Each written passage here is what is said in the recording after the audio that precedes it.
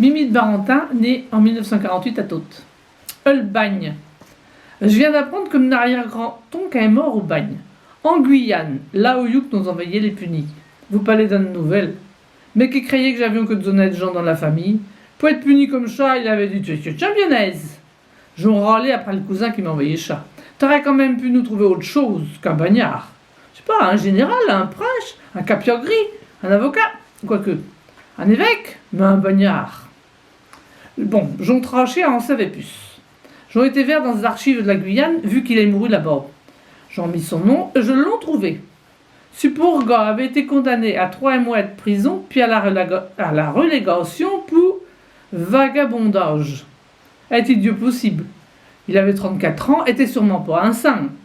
Il n'était pas marié, ouvrier journalier, il devait pas avoir toujours du boulot. Puis il y avait pas assez dit que l'APL, les RSA, puis autres restaurants du cœur à cette époque-là. Nous bossaient, nous moitié, nous bossait pas, nous moitié pas. Il avait dû monter à Paris pour vivre mieux. Peut-être qu'il voulait faire du théâtre. Dans la famille, ils aimaient bien ça. Chanter, faire la comédie, danser.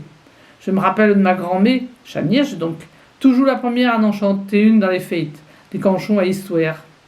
Même que j'ai une photo où toute la famille avait participé à une noche normande, avec costume, pitou. Ou bien elle avait suivi sa brouillée, puis elle l'avait laissé tomber. Ça y avait monté à la tête. Enfin, mon pauvre grand-oncle avait été condamné à Paris. Après ses 3 mois de prison, il avait embarqué à Saint-Nazaire pour la Guyane, à Saint-Jean-du-Maroni. 14 ans qu'il y restait. Sans que n'osait de ses nouvelles. Eh bien simple, je n'ai jamais entendu parler de lui dans la famille. Peut-être qu'ils avaient un petit honte, ou bien qu'ils avaient rien su. Oubliez le tonton. Puis, à 48 ans, il est mort, sans domicile connu, clochard quoi, sans avoir vu sa famille. C'était en 1892 que nous l'a envoyé là-bas. À cette époque-là, il fallait peupler la Guyane. Mec nous faisait une bêtise, puis que nous n'avions personne pour aider, nous envoyait sur le Maroni.